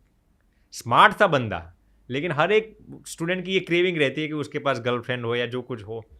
तो फिर हमने उसको कहा, तू एक ही काम कर यार, कौन से भगवान में तू मानता है? वो कहते हैं जीसस क्राइस्ट को मैं मानता हूँ। तो दिल से, शिद्दत से ऐसी भावना करने लग, जीसस क्राइस्ट तुझे सबसे ज़्यादा प्रेम करते हैं और तेरे शरीर से उनका कोई लेना देना नहीं है। तेरी आत्मा इतनी पवित्र है ना, भगवान तुझे इतना प्रेम करते, इतना प्रेम करते, इतना प्रेम करते, वो तुझे सब कुछ देना चाहते हैं। उसने वाकई 3-4 महीने तक ऐसा अभ्यास किया कि भगवान मुझे बहुत प्रेम करते, बहुत प्रेम करते, बहुत प्रेम करते। वाकई उसके अंदर जो ये हीन भावना थी ना, जो ये लो सेल्फ वर्थ की जो फीलिंग थी ना, वो वाकई निकल गई। और गुरुकुल परंपरा में यही तो प्रशिक्षण दिया जाता था जी। अध्यात्म को आपको इसके साथ इंकॉर्पोरेट करना ही पड़ेगा। करेक्ट। जब तक आप अध्यात्म को अपने जीवन में इंकॉर्पोरेट नहीं करेंगे ना, तब तक आप डिप्रेशन के शिकार बनते ही रहेंगे। दूसरा, आप ये भी सोचते हैं कि ये रूप रंग का सौदा भैया कब तक चलेगा? इस दुनिया में जितने भी अमीर और सक्सेसफुल लोग हैं ना, जानते हो, उसमें से 85% जितने लोग हैंडसम या ब्यूटीफुल नहीं दिखते। बिल्कुल। दुनिया में जितने भी, भारत की बात कर लो, अमेरिका की बात कर लो, कोई भी मुल्क पकड़ लीजिए, जितने भी सक्सेसफुल और अमीर लोग हैं ना, उसमें से 85% लोग ना तो सुंदर है और ना ही हैंडसम है, फिर भी सफलता है उनके पास। मुझे तो ऐसा लगता है जो ज़्यादा सुंदर और ज़्यादा हैंडसम है उनका दिन रात अपना फोकस अपनी बॉडी पे ही ज़्यादा रहता है और वो कई सारी चीज़ों को अचीव करने से छोड़ देते हैं। देखिए, इस पर ओशो का एक प्रसंग मुझे याद आता है। हाँ। कुछ इवेंट, मुझे पूरी इंसिडेंट तो मालूम नहीं, लेकिन कुछ इवेंट थी महिलाओं की स्किल्स को उजागर करने की और उनको अवार्ड देने की। तो कई महिलाएं जाती है इसमें, ये ओशो के एक मित्र भी जाते थे और ओशो उनको पूछते हैं कि आप बात देखना है, कोई भी एक सुंदर लड़की है या नहीं। उनका मित्र पूछता है कि ऐसा प्रश्न तो यार क्यों पूछता है। वो जाता है, महिलाओं की जो स्किल्स की जो तारीफ की जाती थी उसमें एक भी सुंदर लड़की उनको दिखाई नहीं दी, एक भी सुंदर लड़की उनको दिखाई नहीं दी। फिर ओशो उनको पूछता है कि आपको एक भी सुंदर लड़की दिखाई दी? वो कहा एक भी नहीं। तो ओशो उसमें से सार निकालता है कि जो सुंदर होते हैं ना, वो अक्सर दिमाग लगाने में पीछे रह जाते हैं, वो अपनी सुंदरता को सजावट में ही, सुंदरता को दिखाने में ही रह जाते हैं। क्या बात है, सही बात कही बिल्कुल आप। बहुत ही सूक्ष्म बात है। आप देखेंगे ना, हम जी जब कॉलेज में पढ़ते थे ना, ये लड़के जितने भी हैंडसम होके ये सब घूमते थे ना, पढ़ने में सब अक्ल के शत्रु और खोपड़े के खाली थे। अक्सर लोग खोपड़े के खाली बैल बुद्धि थे। सही बात है, इसलिए मैंने आपके साथ रियल रिसर्च साझा किया। जितने भी सक्सेसफुल हैं उसमें से 85% इतने सुंदर और हैंडसम नहीं है, क्या बात, फिर भी सफलता को आकर्षित कर सकते हैं। तो ये चीज है। गुरुदेव एक बात आपसे जरूर पूछना चाहूंगा जी। कहते हैं कि भारत सबसे सभ्य देश है, सबसे ज्यादा आध्यात्मिक देश है, लेकिन कहते हैं कि सबसे ज्यादा पॉर्न भी भारत में ही कंज्यूम किया जा रहा है। तो ये पॉर्न एडिक्शन जो है ये किस तरह से इंसान के मन मस्तिष्क को डैमेज करता है? क्या करे इंसान कि अपनी ऊर्जा को सेक्स से हटा के और किसी चीज में अच्छे से लगा सके? क्योंकि हर युवा की ये समस्या है और आज हम इस पे बात तो नहीं करना चाहते या बात करने में सहज तो नहीं होते, लेकिन मुझे लगता है कि इस पे ये सवाल का प्रश्न एक आध्यात्मिक गुरु के हिसाब से, क्योंकि बाकी लोग तो देते हैं, हर तरह का उत्तर देते हैं, जिसका जो सब्जेक्ट है उसके हिसाब से देता है, लेकिन मुझे ये सच में जानना है कि इतना दोगलापन क्यों सभी के अंदर? बहुत अच्छा प्रश्न पूछा आपने भूपेंद्र सिंह जी। मैं इस पर आपको बताता हूँ। पहले तो आपने जो बताया, भारत में जो सबसे ज़्यादा पोर्नोग्राफी देखी जाती है, भारत में जितना भी इंटरनेट का उपयोग किया जाता है ना, आप सुनकर अचंभित हो जाएंगे कि जितना भी इंटरनेट का डेटा उपयोग होता है ना, भारत में 85% डेटा पोर्नोग्राफी देखने के लिए होता है। 85%, ओनली 15% इज रिमेनिंग। आप वहापो कीजिए। हमारी भारत पिछले पोर्नोग्राफी में पिछले 10 साल पहले पूरे विश्व में 7वें या 8वें नंबर पर था, और अभी पहले नंबर अमेरिका को भी पीछे छोड़ दिया। हमारे कॉलेज स्टूडेंट्स अक्सर इसी देखते हैं। तो ये कैसे हमारी अंतरात्मा को खोखला करते हैं, मैं आपको बताता हूँ। देखिए, सबसे पहले तो जो पोर्नोग्राफी देखते हैं ना, उनका सेल्फ कॉन्फिडेंस लेवल्स बहुत कम हो जाता है। आप उनको ये कहेंगे ना ये करना है, वाकई वो अंदर से खोखले हो जाते हैं। रिसर्च ये कहता है जितने भी लोग आप हफ्ते में 3 सेकंड के लिए भी पोर्नोग्राफी देखते हैं ना, 3 सेकंड की बात करता हूं, 3 मिनट की नहीं, वो आपके सबकॉन्शियस माइंड पर 3 दशक तक रहता है। माय गुडनेस, रियल रिसर्च में आपके साथ साझा करता हूं। कोई इंसान पोर्नोग्राफी को यदि शिद्दत से देख लेता है ना, एक रस होकर, वो उसके सबकॉन्शियस माइंड को 3 दशक 30 साल तक नेगेटिवली इफेक्ट करता है। 3 सेकंड की मैं बात करता हूं, 3 मिनट या 30 मिनट की बात नहीं करता मैं। जब भी इंसान पोर्नोग्राफी देखता है ना, उसके कंसंट्रेशन पावर 30 से 40% कम हो जाते हैं। ओके। उसके जो जजमेंटल पावर है, ये सही है, ये गलत है, ये करना चाहिए, ये नहीं करना चाहिए, ये विवेक है, ये अविवेक है, उसकी जो विवेक बुद्धि जिसको हम शास्त्रों में कहते हैं, वो 70% कम हो जाती है। क्या बात है।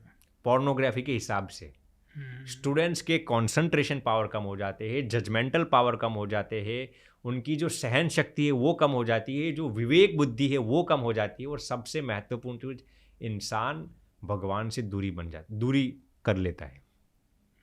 तो ऐसे तो कई नुकसान है पोर्नोग्राफी से। अब इसके बचने जो उपाय है वो मैं आपको बताता हूँ जी। देखिए, इसके बचने के तो मैं इस पर पूरी किताब हम चर्चा कर सकते हैं, कई उपाय है, लेकिन सबसे अहम और महत्वपूर्ण उपाय ये है, पोर्नोग्राफी से बचने का एक महत्वपूर्ण उपाय है, आप हर दिन भगवान के साथ एकाकार होकर मेडिटेशन कीजिए। बहुत ही बार 5 मिनट के लिए मेडिटेशन लगाइए भगवान के साथ। आपकी जितनी भी बुरी आदतें होगी ना, पोर्नोग्राफी, मैस्टरबेशन की, ड्रग्स की, अल्कोहल्स की, किसी लड़कियों को ताकने रहने की, ये सब एडिक्शंस खत्म हो जाएंगे। क्योंकि धीरे धीरे आपको परमात्मा, देखिए एक हम मेरी कॉलेज की खुद की बात करता हूँ, थोड़ा एग्जाम्पल मैं आपके साथ साझा कर देता हूँ। हम कभी भी कॉलेज में पार्टीज में नहीं गए थे, कभी भी नहीं गए। अब हम ग्रेजुएशन हमारी होने वाली थी, तब हमारे कई मित्र थे। अब आप तो यार एक बार तो पार्टीज में आए, कभी भी पिछले 4-6 सालों में कभी पार्टीज में ही नहीं आए। हमने कहा चलिए भाई, अब हम एक्सप्लोर करने के लिए जाते हैं, ना कि विषयानंद लेने के लिए। मैं ये देखने के लिए जा रहा था कि ये सांसारिक लोग कैसे पार्टीज का आनंद, उसका लुफ्त उठा रहे हैं। तो ये जो लड़की थी वो हमारी लैब पार्टनर थी ऑर्गेनिक केमिस्ट्री में। उनका बर्थडे आ रहा था, उसने काफ़ी बार जिक्र, बहुत ही रईस परिवार में से वो आ रही थी, अमेरिकन थी। उसने कहा कि तू यार मेरी बर्थडे पार्टी में आया, कभी भी तू मेरी बर्थडे पार्टी में नहीं आया। कभी भी मैं नहीं गया था। उसने बहुत आग्रह किया, तो हमने सोचा एक्सप्लोर करने के लिए जाते हैं, चलिए हम गए उसके पार्टी में। अब उसमें से जो समझने लायक है ना, वो मैं आपको संक्षेप में बताता हूँ। अब वो लड़की बैठी टेबल पर, हम पार्टी में गए, हम भी बैठे थे। उसने कहा तू खाएगा कुछ? नहीं। मैंने कहा नहीं, मैं बाहर की कोई चीज़ें नहीं खाता। मैकडोनल्ड्स में से वो बर्गर शर्गर सब लाई थी, वो KFC में से सब लाए थे। मैंने कहा मैं बाहर नॉन वेज तो खाता ही नहीं, लेकिन वेजिटेरियन फूड भी मैं रेस्टोरेंट का नहीं खाता। तो उसने कहा ठीक है। फिर वो लोग शराब पीने लगे।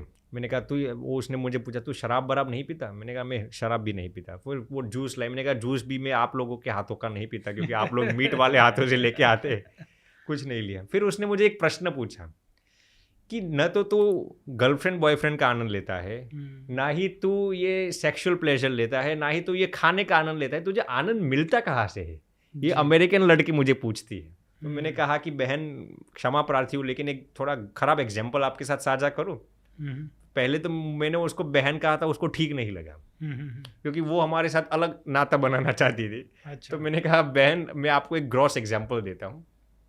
हमारे भारत में वो गिंगे होते, गिंगे मने जो गटर में रहकर मलमूत्र खाते रहते हैं। ऐसे कुछ कीटाणु होते हैं जो गटर में ही इंसान का मलमूत्र खाते रहते हैं जी। तो मैंने उनको समझाया कि गटर के कीड़े को आप हमेशा मलमूत्र ही खाते हुए देखेंगे, तो कभी भी आपको ये विचार आया अरे अरे ये कीड़ा कितना भाग्यशाली है, कितना खुशकिस्मत है कि उसको फला फला इंसान का मल खाने को आज भाग्य मिला? कभी भी आप ऐसा सोचेंगे? उसने कहा कभी नहीं। तो मैंने कहा क्षमा प्रार्थी हूँ, लेकिन जब आप ये शराब पीते हो, नॉनवेज खाते हो, ये सब गर्लफ्रेंड बॉयफ्रेंड का आनंद लुफ्त उठाते हो, तो मुझे ऐसा लगता है गटर का कीड़ा मलमूत्र चाटता है। उसने कहा तू मुझे ये गटर का कीड़ा कहता है? मैंने कहा बहन मैं आपको नहीं कहता, लेकिन एक एग्जाम्पल के लिहाज से मैं आपको समझाता हूँ। फिर मैंने उनको समझाया, देखिए आपके सामने गुलाब जामुन रखा जाएगा और किसी का मल रखा जाएगा, इंसान क्या खाना पसंद करेगा? Gulab jamun. It is very obvious right. इंसान मान लीजिए कि उसको 30 दिन का उपवास है, फिर आप उसको एक ऑप्शन देते, यदि जीना है तो ये मल खाना पड़ेगा वरना मर जाना। इंसान क्या प्रीफर करेगा? मरना पसंद करेगा, लेकिन मल नहीं खाएगा किसी का। बिल्कुल। क्योंकि मल के अंदर आपको दुख बुद्धि है कि ये खराब है। वैसे ही मैंने कहा कि आप लोग जब इसका आनंद उठाते हैं ना, हमारे अंदर कभी भी इसकी क्रेविंग नहीं होती, क्योंकि हमारे हिसाब से ये सब मल मूत्र के समान है। गुलाब जामुन हमारे लिए परमात्मा का आनंद है। वैसे ही जो स्टूडेंट्स पोर्नोग्राफी और ये सब देखते हैं ना, उनके लिए मैं आप बताता हूँ, जब आपको ये सब मालूम पड़ जाएगा ना, ये पोर्नोग्राफी मैस्टरबेशन सब मल मूत्र के समान है, और भगवान के मेडिटेशन में से जो आनंद आता है ना, वो वाकई गुलाब जामुन जैसा है, तब आपको ये सब चीज़ें हैरान नहीं करेगी। तो हम इस कॉलेज के इस फेज में से गुजरे हैं। हमारे कई फ्रेंड्स पोर्नोग्राफी के एडिक्टेड थे। हमको ये, हमने खुद पर कंटेम्पलेशन किया, इससे पर कैसे उठा जाए। तो हम जो करते थे वो आपको बताया। जब आप भगवान के अंदर लग जाते हैं ना, तो ये सब चीज़ें आपको अट्रैक्ट ही नहीं करती। तो स्वामी जी, भगवान के अंदर तो हम पता नहीं आपके जितना कितना लग पाएंगे, बट पैसे ज़्यादा कैसे कमाएं? पैसे कमाने के लिए अपने अंदर क्या क्या क्वालिटीज़ होनी चाहिए और वो कैसे डेवलप करें? बहुत ही शानदार प्रश्न। आप एक प्रश्न यहाँ पूछ लेते, एक प्रश्न यहाँ पूछ लेते, एक प्रश्न क्योंकि मेरे अंदर जिज्ञासा बहुत है कि एक स्पिरिचुअल व्यक्ति इन चीज़ों के बारे में कैसे सोचता है। और वास्तव में मुझे नहीं पता ऑडियंस कितना ध्यान से इसे सुन रही होंगी, बट मैं जो सुन रहा हूँ, जो मैं इसमें से ले रहा हूँ, वो बहुत अद्भुत है मेरे लिए। बहुत ही शानदार प्रश्न पूछा आपने। देखिए, पैसा कमाना, मैं आपको ये ज्ञान नहीं देना चाहता कि कौन से स्टॉक मार्केट में निवेश करना चाहिए, कौन से बिजनेस में निवेश करना चाहिए, कहाँ सेविंग्स करना है। ये सब के एक्सपर्ट तो आज दुनिया में कई लोग हैं। एक स्पिरिचुअल पर्सपेक्टिव से मैं आपको बताता हूँ। देखिए, सबसे पहले तो यदि आपको ज़िंदगी में धनवान बनना है ना, तो आप पैसा क्यों कमाना चाहते हैं उसका मकसद क्लियर कीजिए। यदि मैं आपको अब रियल रिसर्च बताता हूँ, यदि आपका पैसा कमाने का मकसद प्रसिद्धि है, महज प्रसिद्धि है, यदि आपका पैसा कमाने का मकसद अहंकार है, यानी कि आप ऐसा सोचते हैं कि मैं पैसा कमाकर लोगों को अपने नियंत्रण में, अपनी हुकूमत में रह सकूं, यदि आपका पैसा कमाने का मकसद महज स्वार्थ है, यानी कि पैसा कमाकर मैं और मेरी बीवी सब सुखी हो जाएंगे, तो याद रखना पैसे इतने जल्दी आपके जीवन में आकर्षित नहीं होंगे। लेकिन यदि आपका पैसा कमाने का मकसद सेवा भी है, यानी कि आप ये सोचते हैं कि मैं पैसा कमाकर दूसरों की भलाई करना चाहता हूँ, दूसरों की सेवा करना चाहता हूँ, तो पैसे को ढूंढने के लिए आपको नहीं जाना पड़ेगा, पैसे खुद आपके जीवन में आकर्षित होंगे। क्या बात। तो ये सबसे पहला कारण, पैसा कमाने का मकसद क्लियर कीजिए। Why do you want to become rich? मैं कभी भी किसी को नहीं कहता कि आप पैसा मत कमाइए, ये सब माया है। आप पैसे को कौन से नजरिए से देखते हैं ना, इससे ये सुनिश्चित होता है कि पैसे आपको स्वर्ग में ले जाएंगे या नर्क में ले जाएंगे जी। पैसे कभी भी गलत नहीं है, पैसे को आप कौन से नजरिए से देखते हैं और कौन से मकसद से कमाना चाहते हैं ना, उस पर ये निर्भर होता है। तो ये सबसे पहला उपाय। Absolutely. दूसरी चीज, it has been scientifically proven कि यदि आपको धनवान बनना है ना, ये यूनिवर्सिटी ऑफ फ्लोरिडा का रिसर्च है, तो हर दिन 10 मिनट के लिए किसी की सेवा कीजिए। या तो अपने माँ बाप की सेवा हो, अपने बीमार माँ बाप की सेवा हो, किसी गरीब की हो, किसी ज़रूरतमंद इंसान की हो, या फिर किसी बीमार की इंसान हो। आप किसी की सेवा 10 मिनट हर दिन के लिए कीजिए। ऐसा नहीं है कि आप पैसे देकर ही उसकी सेवा कर सकते हैं। जैसे माँ बाप के चरण आप दबा सकते हैं, किसी गरीब की कुछ सहायता कर दी, किसी ज़रूरतमंद इंसान को कुछ रिसोर्सेस दे दिए।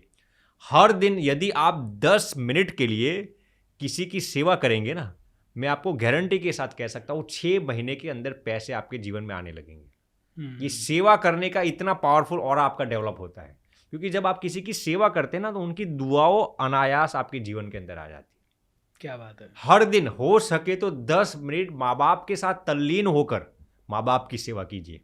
अपनी बूढ़ी माँ हो या फिर वृद्ध पिताजी हो, जो कुछ भी हो, आप उनके स्वभाव पर मत जाइए कि हमारे पिताजी का स्वभाव ऐसा है, माता जी का स्वभाव ऐसा। माता पिता करने ही नहीं देते, उनका स्वभाव है कि हम अपने बच्चे के लिए क्या क्या करते हैं। नहीं, आप माँ बाप नहीं करने देते तो किसी गरीब की सेवा कीजिए, लेकिन कीजिए 10 मिनट तक। वाकई में आपका कहता हूँ, आपके हैप्पीनेस लेवल्स भी बढ़ जाएंगे। तो ये दूसरा उपाय, धनवान बनने के लिए किसी की सेवा कीजिए। तीसरा उपाय, देखिए, लोग आज शॉर्टकट से पैसा कमाना चाहते हैं। There are no shortcuts for becoming rich. True. यदि आप ईमानदारी बेचकर पैसा खरीदना चाहते हैं ना, मेरी बात गांठ बांध के याद रखना, वही पैसे की बदौलत आपको कुरेद कुरेद कर रोना पड़ेगा।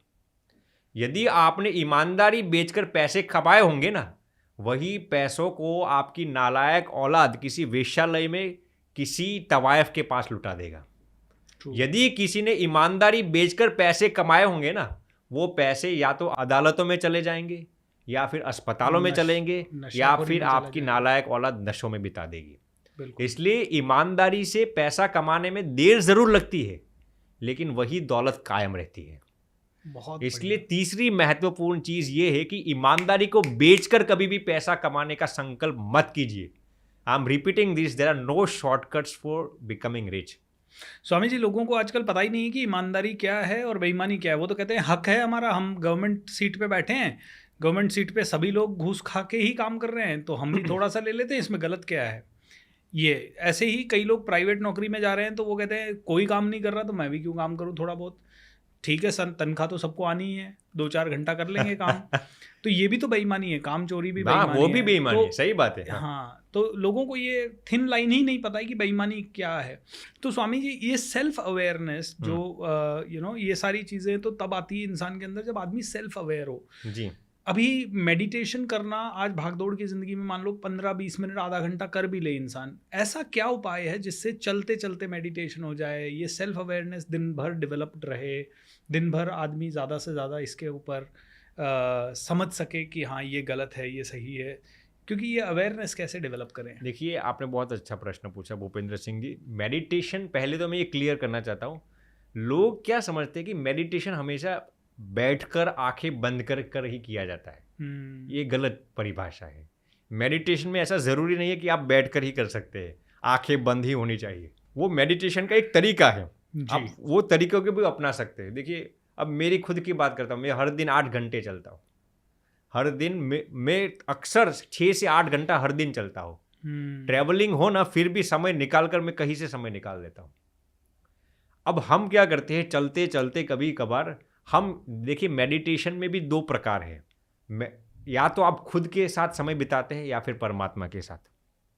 मेडिटेशन में ये 2 प्रकार है, या तो आप सेल्फ अवेयरनेस की ओर मेडिटेशन करते हो या फिर गॉड रियलाइजेशन की ओर आप मेडिटेशन करते हैं जी। तो हम भी जब चलते हैं तो आधा समय हम या तो ऐसा बिताते हैं कि मैं मेरे अंदर झांकना चाहता हूँ, मेरे विचार कैसे आते हैं, मुझे ऐसे विचार क्यों आते हैं, मैं इससे भी कुछ अच्छा ही नहीं सोच सकता। तो ये सेल्फ अवेयरनेस का मेडिटेशन है। मेरे खुद के ऊपर मैं कंटेम्पलेशन करता हूँ, क्यों मेरी ज़िंदगी में ऐसा होता है, क्यों बार बार ऐसी गलतियाँ मुझसे होती है, क्यों ऐसा मेरा स्वभाव है, गुस्सा टलता नहीं, ये नहीं होता, ये नहीं होता। तो ये सेल्फ अवेयरनेस का मेडिटेशन है। दूसरा मेडिटेशन में कभी कभार चलते चलते ऐसा करता हूँ कि भगवान पर ध्यान लगाता हूँ, कि जैसे कि भगवान भी मेरे साथ चलते हैं, भगवान भी मेरे साथ आनंद की लोल करते हैं, वो भी मेरे साथ ठहाका करते हैं, वो भी मेरे साथ आनंद कर लेते हैं, वो भी कभी कभार मेरी धोती खींचते हैं तो ये भगवान के साथ भी हम कभी कभार आनंद कर लेते हैं। तो ये भी एक मेडिटेशन है ना। मेडिटेशन में रिपीट करता हूँ, जरूरी नहीं है कि आंखें बंद करना, आपका ध्यान या तो अपने अंदर होना चाहिए या भगवान के अंदर होना चाहिए, उसको मेडिटेशन कहते हैं। एब्सोल्युटली। तो ये भी एक तरीका है। क्या बात है जी। ग्रेट स्वामी जी। अब स्वामी जी 2-1 क्वेश्चन ऐसे पूछना चाहूँगा जो जिनके लिए एडवांस में गुस्ताखी माफ़ हो। काफ़ी सारे आध्यात्मिक गुरु हैं जिनके बारे में कुछ स्कैंडल्स वगैरह का भी सुनते हैं कुछ उनमें से पकड़े भी गए हैं, चैलेंजेस भी हैं। इसके कारण एक आम आदमी की आस्था थोड़ी सी कमज़ोर होती है। जी। तो मेरा सवाल ये है कि क्या आध्यात्मिक होने के बाद भी जीवन की लालसाएं पूरी तरह से ख़त्म नहीं हो पाती है, या क्या रीज़न होता है जिससे कि कई जगह मैं जाता हूँ, मान लो तो आध्यात्मिक गुरुओं का यही फोकस कईयों का होता है कि ये जल्दी से जल्दी यहाँ चढ़ावा चढ़ाए। एक आध्यात्मिक आश्रम में मैं गया था तो उनका फोकस ये था कि मैं उनके जो सेवा कार्य हैं उधर जल्दी से जल्दी उनको देखूं और जल्दी से जल्दी उधर कुछ डोनेट करूं। कभी कभी वो एक देखने को मिलता है कि कई लोग टीवी पे आ रहे हैं, प्रवचन दे रहे हैं, बहुत सारी चीज़ें कर रहे हैं, वेशभूषा से भी काफ़ी प्रभावशाली लगते हैं, और उनके आसपास बहुत बड़ा एक प्रोपेगेंडा सा क्रिएटेड होता है। जी। तो मैं आपसे जानना चाहूँगा, इनमें से कहाँ कैसे हम जज करें कि who is the real spiritual leader और कैसे हम रियल को और फेक को पहचानें? देखिए, सबसे पहले तो आपने जो प्रश्न पूछा ना, इस दुनिया में सबसे कठिन चीज़ यही है कि इंसान को पहचानना। जी। ये हुनर आ जाए ना तो इंसान कभी भी दुखी नहीं हो सकता। हाँ। इंसान को पहचानने का हुनर बहुत ही मुश्किल है और वो सालों के एक्सपीरियंस के बाद आता है। अब आपने यहाँ संत का प्रश्न पूछा कि कभी कभार सन्यासी के वेश में भी ऐसे लोग आ जाते हैं। तो पहले तो मैं ये रिपीट करता हूँ कि ऐसा नहीं है कि सन्यासी ही खराब होते हैं, ये हर एक फील्ड प्रोफेशन में ऐसा होता है। इंजीनियर्स, डॉक्टर्स हो, IAS IPS हो, वहाँ पर भी ऐसा होता है। कभी कभार फ़कीर मौलाना भी ऐसे हो जाते हैं, एक प्रीस्ट में भी ऐसा हो जाता है। तो सबसे पहले तो मैं ये साइड लाइन की बात करता हूँ, फिर आपके प्रश्न का उत्तर देता हूँ। देखिए, हम कभी कभार हमारे सनातन धर्म को बदनाम करने वाले लोग भी हम ही होते हैं। जी। मैं थोड़े पहले आपके प्रश्न से थोड़ा ऑफ जवाब देता हूँ। मान लीजिए किसी सन्यासी ने गलती कर ली तो अखबार वाले सबसे ज़्यादा उसी को उठाएंगे। बिल्कुल। यदि किसी ने मौलाना ने गलती कर ली, किसी प्रीस्ट ने गलती कर ली, तो कभी वो अखबार में क्यों नहीं आता? हम हमारे ही सनातन के लोग हमारे ही पैर पर कुल्हाड़ी ठोकते हैं। बिल्कुल। तो ये पहले मैं ये बता, देखिए मान लीजिए कि किसी की 20 साल की लड़की है, माँ बाप की 20 साल की लड़की है, वो अफेयर करके किसी के साथ चली गई, तो माँ बाप अखबारों में इश्तिहार देंगे, अरे भैया हमारी लड़की तो बहुत खराब है, हमारी लड़की तो बहुत खराब है? कभी भी कहेंगे किसी को? नहीं। वो उस प्रॉब्लम को अंदर ही निपटाएंगे, क्योंकि वो जानते ही मेरी खुद की बेटी है। वैसे ही कभी कभार होता क्या है कि हमारे ही सनातन के लोग, हमारे ही सनातन साधु सन्यासियों की ऐसी दुर्दशा कर देते हैं। भले ही वो गलत हो, लेकिन आप प्रेम से उनको समझे। क्यों अखबारों में, टीवी मीडिया में सब डालकर सनातन की आस्था क्यों कम करते हो? तो ये मैं पहले बाहर के लोगों को बताना चाहूंगा। अब आपने जो प्रश्न पूछा कि उन लोगों, जो ये लोग होते, देखिए ये भगवा कपड़ा है ना, ये भगवान की संत को दी हुई सबसे नायाब तोहफा है। इसके साथ खिलवाड़ करना यानी भगवान के साथ खिलवाड़ करना। तो सबसे पहले तो जो संत है ना, उनकी ये जिम्मेदारी बनती है कि लोग उनको भगवान की तरह देखते हैं, तो वो जिम्मेदारी, वो टेस्टिंग में खरा उतरना वो संत की जिम्मेदारी बन जाती है। तो लोगों की भावनाओं के साथ खिलवाड़ नहीं करना चाहिए। अब आपने जो प्रश्न पूछा कि सच्चे संत को कैसे पहचाने, देखिए संत भी आज 3 प्रकार के होते हैं। पहले ऐसे होते हैं जो भगवान के नाम के पर अपना प्रचार कर लेते हैं। नाम भगवान का होगा, लेकिन भैया आप मुझे 10 लाख का डोनेशन दे दीजिए, हमारे लिए ज़रूरी है। नाम में अक्सर भगवान का ही कहूँगा, क्योंकि मेरे नाम पर तो कोई डोनेशन देने वाला नहीं है, तो मैं भगवान के नाम पर ही सब उठा लूँगा ना। तो ये पहले किस्म के संत, सन्यासी, फकीर, मौलाना जो कोई होते हैं वो ऐसे होते हैं।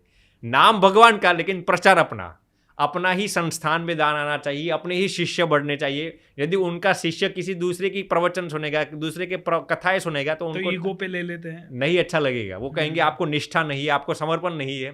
किसी दूसरी जगह पर दान देगा तो वो कहेंगे हमें क्यों दान नहीं देते। तो ये सबसे ज्यादा शठ, जिसको इंग्लिश में हम हिपोक्रेट्स कहते हैं, ये नकली साधु होते हैं। दूसरे किस्म के ऐसे होते हैं जो 50% अपना प्रचार भी कर लेते हैं, 50% भगवान का भी प्रचार कर लेते हैं। वो भगवान का प्रचार बाहर से करते हैं, लेकिन उनका मकसद ये होता है कि 50% भाई हमें भी पैसे आने चाहिए, हमारी भी प्रसिद्धि होनी चाहिए, हमारा भी जो सर्कल है वो बढ़ना चाहिए, हमारे शिष्य बढ़ने चाहिए। तो ये दूसरे किस्म के होते हैं, ये मध्यम होते हैं। तीसरे और सबसे महत्वपूर्ण और सबसे श्रेष्ठ संत यही होते हैं जो भगवान का प्रचार करने के लिए ही करते हैं, अपना प्रचार करने के लिए नहीं। उनका 1% भी ऐसा मकसद नहीं है कि हमारे प्रवचन सुनकर, हमारी कथा सुनकर लोग हमें चढ़ावा दे, हमारी संस्थान में डोनेशन दे, हमें धन दे। 1% भी ऐसा मकसद नहीं। उनका एक ही मकसद होता है, सच्चे संत की एक ही परिभाषा है, वो लोगों को अपने साथ नहीं भगवान के साथ जोड़ता है। क्या बात है। तो आपने जो प्रश्न पूछा, सच्चे संत की परिभाषा क्या है, एक ही वाक्य में वो लोगों को भगवान के साथ जोड़ता है। बहुत ही सुंदर। महाराज माफ़ी चाहूँगा अगर ये सवाल, अरे नहीं, कोई गुस्ताखी नहीं, क्योंकि ये इसलिए क्योंकि ये जनता का सवाल है। जी, और जी, ये जी। ज़्यादा से ज़्यादा रहता है। आदमी आध्यात्मिक बनना तो चाहता है, लेकिन आजकल हर जगह इतने फ्रॉड्स हो रहे हैं, तो वो कहीं ना कहीं हर जगह पे थोड़ा सा डरता है कि मैं वहाँ चला जाऊँगा, कहीं मुझसे ज़्यादा डोनेशन ले लिया गया तो, कहीं मुझे सही रास्ता नहीं दिखाया गया तो। और कई ऐसे संस्थान होते हैं जहाँ जिनका एकमात्र मकसद है कि आदमी का ब्रेन वॉश होके वो पूरी की पूरी तरह यहीं हो जाए, इसीलिए मैंने ये पूछा। नहीं, कतई सही बताया आपने। तो महाराज जाते जाते 2 लास्ट प्रश्न। एक प्रश्न तो ये है कि जीवन में जटिलताएं बहुत है जी। एक चीज़ को बैलेंस करने जाएं तो दूसरी छूटती है, दूसरी को बैलेंस करने जाएं तो तीसरी छूटती है। तो इन जटिलताओं के जीवन में आपका गुरु मंत्र क्या रहता है? संसारी सभी लोगों को बैलेंस कैसे किया जाए? क्या बैलेंस करना संभव भी है या नहीं संभव है? कतई से संभव है। देखिए, आप गृहस्थ हो और हम सन्यासी हैं, हम सभी की जिम्मेदारियां अलग अलग होती है। आपके काम अलग होते हैं, हमारे काम अलग होते हैं, लेकिन सबसे महत्वपूर्ण चीज़ मैं ये बताऊंगा कि आप अपने कर्म को ही भक्ति बना दीजिए। देखिए, कभी कभार होता क्या है, इंसान ऐसा सोचता है कि मैं 8 घंटे काम करता हूँ, फिर फैमिली को समय देना है, बच्चों को समय देना है, मंदिर में भी जाना है। आप अपने कर्म को ही भक्ति बना दीजिए। आप काम करते हो ना, आप ऐसा ही सोचिए कि ये भगवत प्रसन्नता के लिए मैं करता हूँ। आप बच्चों की परवरिश करते हैं, क्यों? भगवत प्रसन्नता के लिए करते हैं। आप परिवार के साथ समय देते हैं, क्यों? भगवत प्रसन्नता के लिए करते हैं। आप ऐसा मत सोचिए कि 8 घंटे में काम करके आया हूँ, अब वो काम था। नहीं, काम को ही आप उपासना, इबादत बना दीजिए ना। तो सबसे महत्वपूर्ण चीज ये है, भगवान श्री कृष्ण ने भी गीता में कहा कि मन मना भव, यानी कि हर एक चीज में तुम मेरे में ही मन लगा दीजिए। जैसे कि अभी हम और आप पॉडकास्ट करते हैं, तो मैं इसको कोई सांसारिक प्रवृत्ति नहीं समझता, मैं इसको ऐसा नहीं समझता कि फिर हम मंदिर में जाके फिर भगवान की इबादत करेंगे। आपके साथ बात करता हूँ, वो भी एक इबादत है। आपके अंदर भी परमात्मा विराजमान है ना, तो आपके साथ बात करके मेरी एनर्जी ड्रेन नहीं होती, मेरी एनर्जी बढ़ती है, क्योंकि मैं यही समझता हूँ कि आपके अंदर भी परमात्मा विराजमान है और उनको मैं प्रसन्न करता हूँ। तो हर एक चीज के अंदर, हर एक प्रक्रिया के अंदर, हर एक कर्म के अंदर आप भगवान को शामिल करना शुरू कर दीजिए, आपको कभी भी बैलेंस करने की जरूरत ही नहीं पड़ेगी। क्या बात है। एंड स्वामी जी, अंतिम प्रश्न मेरा ये रहेगा कि जैसे आजकल लॉ ऑफ अट्रैक्शन पे मैं काफ़ी बात करता हूँ कि जो भी आप चाहें अपने जीवन में आकर्षित कर सकते हैं, तो आपका इस पे क्या मत है? क्या सच में हर चीज़ आकर्षित की जा सकती है? और अगर की जा सकती है तो आपके हिसाब से उसका सही उपाय, सरल उपाय क्या है? देखिए भूपेंद्र सिंह जी, मैं भी लॉ ऑफ अट्रैक्शन में का तय विश्वास करता हूँ, लेकिन अधूरे, अधकचरे और नामुकम्मल लॉ ऑफ अट्रैक्शन पर नहीं। आजकल आप देखेंगे तो कुछ लोग, सभी की मैं बात नहीं करता, अधूरे और अधकचरे लॉ ऑफ अट्रैक्शन की बातें करते हैं। तो मैं ये मानता हूँ कि देखिए, और ये अधूरे और अधकचरे लॉ ऑफ अट्रैक्शन की बातें आई कहाँ से जानते हो? अमेरिका से जी। वो लोग अपने प्रोडक्ट्स बेचना चाहते थे। ऐसी कल्पना करते रहो, ऐसी कल्पना करते रहो कि जैसे कि कोई ट्यूब है आपको काले में से गोरा बनाने के लिए। मान लीजिए कि वो कोई अमेरिकन कंपनी इसका मार्केटिंग करती है। अब वो लोगों को क्या सिखाते हैं, भैया इस ट्यूब को, इस लोशन को आप 3 महीने लगाते रहेंगे, आप सांड में से सफ़ेद हो जाएंगे। तो ऐसा इश्तिहार करते रहते हैं कि लगाते रहे 3 महीने लगाते हैं, फिर भी काले ही काले रह गए। फिर वो लोग सिखाते हैं आप ऐसी इमेजिनेशन कीजिए 1 साल में आप सफ़ेद हो जाएंगे। पूरी ज़िंदगी बंदा लगाता रहता है, वो लोशन लगाता रहता है, वो अमेरिकन कंपनीज वाले पैसे कमाते रहते, कुछ फ़ायदा नहीं होता। तो ये कुछ ऐसा कंसेप्ट अमेरिकन कंपनीज वालों ने इंट्रोड्यूस किया। मैं लॉ ऑफ अट्रैक्शन की मुखालिफत नहीं करता, लेकिन लॉ ऑफ अट्रैक्शन मेरे हिसाब से जब उसमें चीज़ें शामिल हो तब काम करता है। पहले तो आप जो चीज़ प्राप्त करना चाहते हैं ना, उसको प्राप्त करने का आपका मकसद क्या है। मान लीजिए कि कोई इंसान ऐसा सोचता है, फला इंसान है, वो ऐसा सोचता है कि फला की बीवी बहुत खूबसूरत है। अब वो आजीवन ऐसी कल्पना करते रहेगा कि फलाने की बीवी बहुत खूबसूरत है, वो मेरी हो जाए जी। तो क्या लॉ ऑफ अट्रैक्शन उसको मदद करेगा वो बीवी प्राप्त करने में? वो आजीवन ऐसा इमेजिनेशन करता रहेगा ना, फिर भी वो हसीना उसकी नहीं हो जाएगी। क्यों? क्योंकि इसका इरादा गलत था। कोई इंसान ऐसा, कोई आतंकवादी है, कोई ऐसा सोचेगा कि मैं फला इंसान को गोलियों से भून डालो, तो क्या लॉ ऑफ अट्रैक्शन उसको ऐसी चीज़ों में मदद करेगा? क्योंकि उसका इंटेंशन साफ नहीं है, दूसरों की भलाई में नहीं है। तो लॉ ऑफ अट्रैक्शन को काम करने के लिए सबसे महत्वपूर्ण चीज़ मेरे हिसाब से ये है कि वो चीज़ प्राप्त करने से आपकी भी भलाई होनी चाहिए और दूसरों की भी भलाई होनी चाहिए। करेक्ट। ये पहला नियम मैं मानता हूँ। दूसरा थिंग ये है कि लॉ ऑफ अट्रैक्शन तभी काम करता है। देखिए, लॉ ऑफ अट्रैक्शन में और उसमें भी अट्रैक्शन में एक महत्वपूर्ण शब्द है एक्शन। तो लॉ ऑफ अट्रैक्शन तभी काम करता है जब आप इमेजिनेशन के साथ मेहनत करें, दिल से स्मार्टली हार्डवर्क करें। देखिए, कोई इंसान ऐसा सोचता रहेगा कि पैसे मेरे जीवन में आ जाएंगे, एक कौड़ी भी उसके जेब में नहीं आएगी जब तक वो कमाने के लिए सही डायरेक्शन में एक्शन नहीं लेगा। कोई बंदा 112 में से 75 करना चाहता है तो उसके लिए मेहनत करनी पड़ेगी ना। जी। किसी के सब्सक्राइबर्स आज 1 लाख है, 1000 है, वो 10 लाख करना चाहता है। करेक्ट। मेहनत करनी पड़ेगी ना। महज इमेजिनेशन करने से कुछ नहीं होता ना। तो मैं दूसरी महत्वपूर्ण चीज़ ये है, लॉ ऑफ अट्रैक्शन को काम करने के लिए इमेजिनेशन के साथ एक्शन भी लेना पड़ता है। So beautiful. तब लॉ ऑफ अट्रैक्शन काम करता है, ऐसा मेरा मानना है। बहुत ही सुंदर और बहुत ही एप्ट। मैं भी लोगों को जब ये बात करता हूँ तो यही कहता हूँ स्वामी जी की 1 घंटा आप सोचिए जो भी आपको पाना है, और 23 घंटा आपके पास है, वो 23 घंटा मेहनत आपको करनी है। मैंने आपके कई प्रवचन सुने थे, आपकी ये बात मुझे बहुत अच्छी लगी जी। धन्यवाद स्वामी जी। तो स्वामी जी, वैसे तो चर्चाएं बहुत सारी है और बड़ा मज़ा आ रहा था मुझे इस पॉडकास्ट को करने में। बहुत सारी जिज्ञासाएं शांत हुई एंड मेरे लिए पर्सनली बहुत कुछ लर्निंग रहा। एंड दोस्तों, आप सब भी इस पॉडकास्ट से बहुत ही सीखें। 2-3 बार इसे सुन सकते हैं तो सुनिए। अपने परिवार के सदस्यों को, स्पेशली हस्बैंड वाइफ को और यंगस्टर्स के ऊपर बहुत सारी बातें हुई। आप सभी लोग उन्हें बहुत ध्यान दीजिए, क्योंकि स्वामी जी ने बच्चों का कैसे विकास करें तो 4 एस हमें बताए कि सबसे पहले उन्हें समय दें, दूसरा उनको समझें, तीसरा उनको स्वीकारिए और चौथा संस्कार दीजिए। 4 बहुत ही प्यारी चीज़ें स्वामी जी ने हमें बताई।